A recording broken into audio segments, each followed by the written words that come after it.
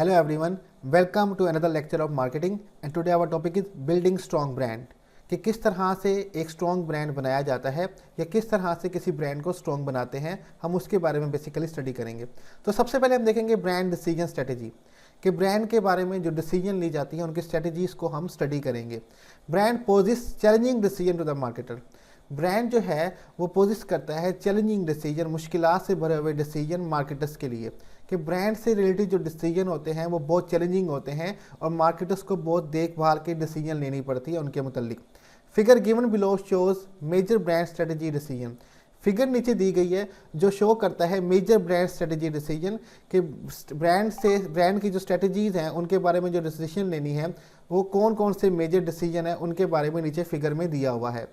Involve brand positioning, brand name selection, brand sponsorship and brand development.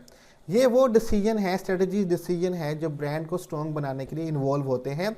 हम देख सकते हैं फिगर में ब्रांड पोजीशनिंग लिखा हुआ है कि ब्रांड की किस तरह से हमने जगह बनानी है। वो अब डिपेंड करता है एट्रीब्यूट से, बेनिफिट से, बिलीफ एंड वैल्यू से। बाद में हमारे पास आता है ब्रांड नेम सिलेक्शन, जो ब्रांड का नेम है वो खुद ही ब्रांड को स्ट्रॉन्ग बना रहा होता है कि नेम भी इम्पैक्ट डालता है ब्रांड के ऊपर। तो ब्रांड की नेम की सिलेक्शन और प्रोटेक्शन के बारे में स्टडी करेंगे। ब्रांड स्पॉन्सरशिप, ठीक है, कि किस तरह से ब्रांड को सपोर्ट किया जा रहा है, बैकअप दिया जा रहा है, उसके बारे में स्टडी करेंगे। ब्रांड डेवलपमेंट, कि किस तरह से ब्रांड की डेवलपमेंट की जाए, उसके बारे में हम आगे जाके स्टडी करेंगे। तो वन बाय वन हम इन तमाम स्ट्रेटजीज डिसीजन को हम स्टडी करेंगे और देखेंगे कि इनमें वो हमें क्या क्या रहा है जिससे हम अपने ब्रांड को स्ट्रॉन्ग बना सकते हैं। तो सबसे पहले हम देखते हैं brand positioning. Brand positioning refer to the act of designing the company's offering, product and services and image in such a way that it occupy a distinctive place in the mind of target customer. अब brand positioning जो है ये refer करता है act of designing the company's offering, product and services and image in such a way that it occupy distinct place कि हमें company की जो ऑफरिंग है, मीन जो कंपनी ऑफर कर रहा है प्रोडक्ट और सर्विसेज को, और उसका जो इमेज है उसको इस तरह से डिज़ाइन करना है कि वो ऑक्यूपाई करे, जगह बनाए, एक डिफरेंट डिस्टिंक्टिव प्लेस बनाए कस्टमर के माइंड के अंदर। कि इस तरह से उनके प्रोडक्ट और सर्विसेज को डिज़ाइन करना है और इस तरह से कंपनी का इमेज बनाना है कि कस्टमर के माइंड में वो एक अलग जगह बनाए एज़ कम्पेयर टू दूसरे ब्रांड से। Company can position brand at any of 3 level. अब कंपनी जो है वो ब्रांड की पोजीशन करती है 3 लेवल्स के ऊपर। सबसे पहले हमारे पास है ब्रांड एट्रीब्यूट्स कि ब्रांड की खसूसियात क्या क्या हैं, बेनिफिट्स उसके फ़ायदे क्या क्या हैं, बिलीफ्स एंड वैल्यू कि उसकी बिलीफ्स और वैल्यू क्या हैं जो उसको ख़रीद रहे हैं। इन बेसिस पे हम ब्रांड की पोजीशन कर सकते हैं। इनको हम देखते हैं आगे जाके। ब्रांड पोजीशन कंटिन्यू हो रहा है हमारे पास। ब्रांड एट्रीब्यूट, एट्रीब्यूट कहते हैं खसूसियात को कि कोई भी ब्रांड है उसकी कोई ना कोई खसूसियात होगी, कोई ना कोई करैक्टरिस्टिक्स होंगी जो वो दे रही होंगी। फॉर एग्जांपल पीएनजी, मिसाल के तौर पर Procter and Gamble invented the disposable diaper category with Pamper brand के डिस्पोजेबल डायपर उन्होंने बनाए, वो डायपर जो बाद में इस्तेमाल करने के बाद ख़त्म किए जा सकते हैं, ज़ाया किए जा सकते हैं, जिनको उन्होंने पैम्पर्स ब्रांड का नाम दिया। Early Pamper marketing focus on attributes such as fluid absorption, fit and disposability. अब स्टार्ट में जो पैम्पर था उसका फोकस क्या था, उसकी मार्केटिंग टीम का फोकस क्या था कि हमने इन एट्रीब्यूट पे फोकस करना है। फ्लूइड ऑब्जर्वेशन के गीलेपन को हमने एब्जॉर्ब करना है। फिट एंड डिस्पोजेबिलिटी के बच्चों को फिट आए और उसके बाद इस्तेमाल करने के बाद इसको ख़त्म किया जा सके, ज़ाया किया जा सके। ये उसके एट्रीब्यूट्स थे पैम्पर के। आगे देखते हैं बेनिफिट्स की तरफ। Pamper can go beyond technical product attribute and talk about resulting containment and skin health benefit from dryness.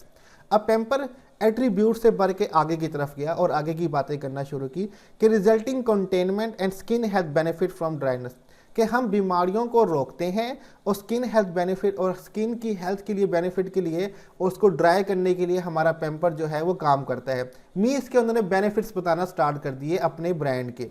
Some other brand position in benefits such as FedEx, guaranteed on time delivery. Similar दूसरे brand भी जो हैं वो अपनी benefits बताते हैं और अपनी पोजीशनिंग करते हैं। जैसे कि FedEx कहता है कि हम गारंटी देते हैं कि हम आपके प्रोडक्ट और सर्विसेज जो हैं वो टाइम पे डिलीवर कर देंगे जहां आप पहुंचाना चाहते हैं। सिमिलर पीएनजी भी इस तरह बात करता है कि हमारा जो प्रोडक्ट है वो आपको ड्राइनेस देगा और आपकी स्किन के लिए बड़ा बेनिफिट रहेगा, यानी कि बच्चों की स्किन के लिए बहुत बेनिफिट रहेगा। नेक्स्ट हमारे पास आता है पोजीशनिंग के लिए बिलीफ एंड वैल्यू। ऐसे कस्टमर्स होते हैं जो किसी ब्रांड के ऊपर बिलीव कर लेते हैं और उनकी वैल्यूज़ को ही वो जानते हैं, किसी और को वो मानना चाहते ही नहीं हैं। जैसे कुछ लोगों का एक ब्लाइंड बिलीफ है एप्पल आईफोन के ऊपर, एप्पल कंपनी के आईफोन के ऊपर, कि वो उन्हीं को पसंद करते हैं, वो किसी और को ख़रीदना चाहते ही नहीं है। Brand are position on strong belief and value. Brand को पोजीशन किया जाता है स्ट्रॉन्ग बिलीफ एंड वैल्यूज़ के ऊपर, यकीन के ऊपर, वैल्यू सेटिस्फेक्शन के ऊपर। Successful brand Apple Cadbury engage customer on deep emotional level. अब जो ब्रांड है लाइक एप्पल और कैडबरी, ये इंगेज करते हैं कस्टमर को इमोशनल लेवल पे। जो हमारे कस्टमर हैं वो उनके साथ इमोशनल होते हैं। लाइक अगर कैडबरी की बात करें, जब भी अगर आप खुशी का इवेंट देखेंगे या आप वैलेंटाइन डे देखेंगे या किसी को बर्थडे विश करना होगा तो चॉकलेट साथ देना लाजमी है और वो कैडबरी की देना लाजमी है। पीपल इमोशनली अटैच हैं इन ब्रांड के साथ। According to P&G, Pamper mean much more than just containment and dryness.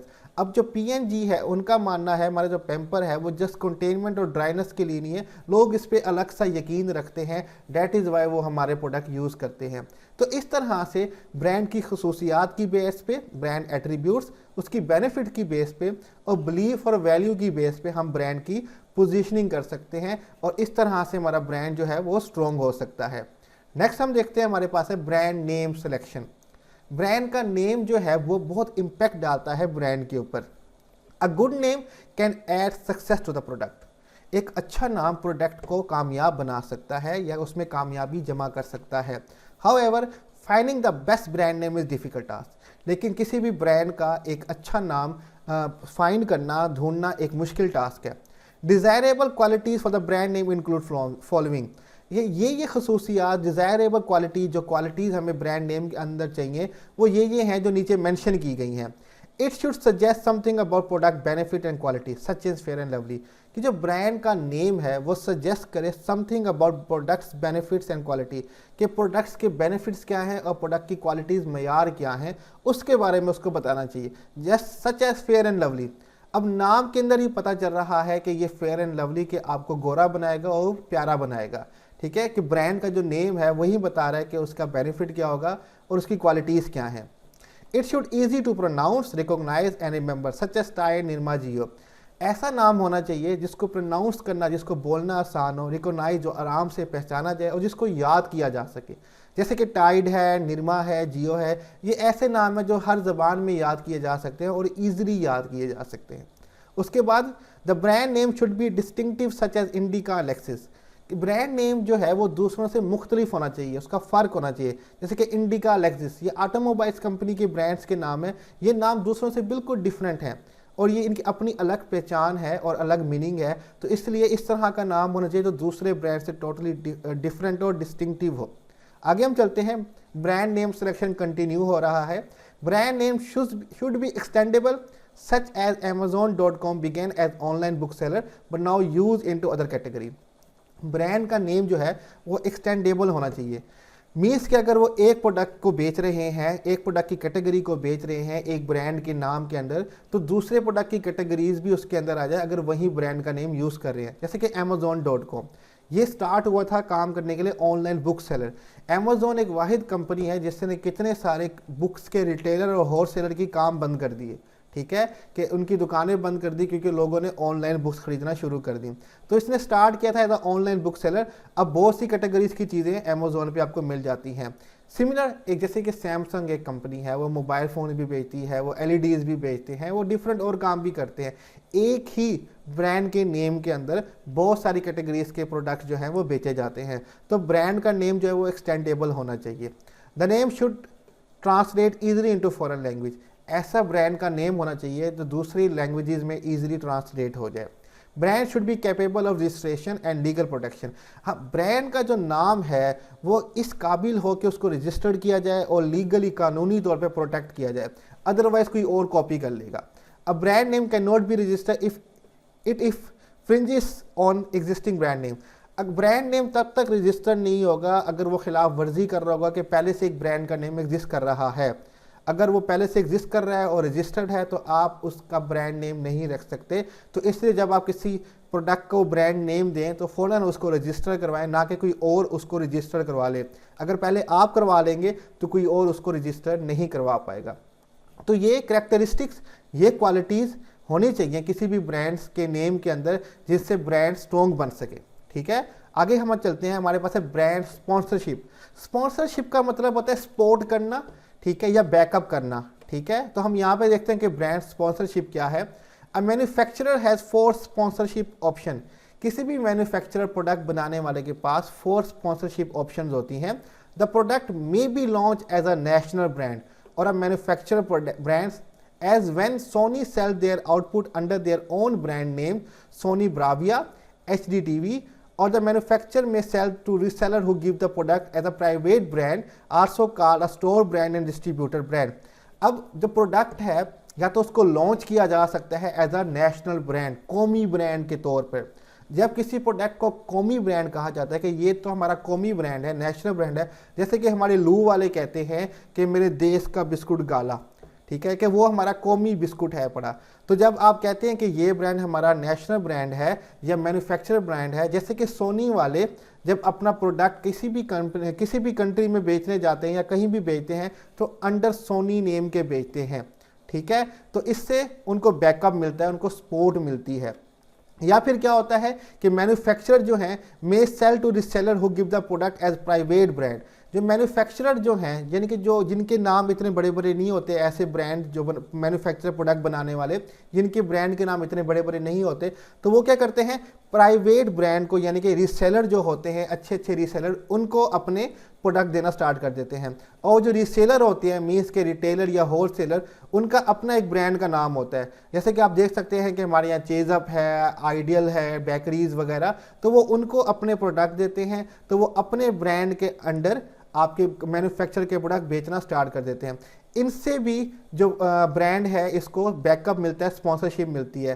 Suppose कर लें कि कोई ब्रांड की जीन्स की पैंट शर्ट्स है, उस ब्रांड का कोई मैन्युफैक्चरर का कोई इतना खास नेम नहीं है, कोई उसको जानता नहीं है, तो वो अपने प्रोडक्ट चेज़अप को देता है। तो चेज़अप एक अपना खुद से ब्रांड है, तो वो क्या करता है कि उन कपड़ों को, उन पैंट्स को, उन प्रोडक्ट्स को अपने नेम के अंडर बेचना स्टार्ट कर देता है, जिससे ब्रांड को स्पॉन्सरशिप मिलती है, बैकअप मिलता है। Other market license brand, finally 2 company can join forces and co brand product.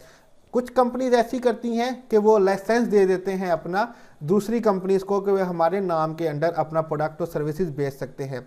जैसे कि अक्सर बेकरीज, अक्सर होटल, रेस्टोरेंट होते हैं जो अपना नाम दूसरी बेकरीज या रेस्टोरेंट को दे देते हैं कि आप हमारे नाम के अंडर काम कर सकते हैं, अगर उनकी जो सर्विसेज है वो उतनी अच्छी हो या प्रोडक्ट उतने अच्छे हों, तो लाइसेंस दे के भी हम बैकअप कर सकते हैं अपने ब्रांड को। Finally 2 companies can join forces and co brand product Sony Ericsson.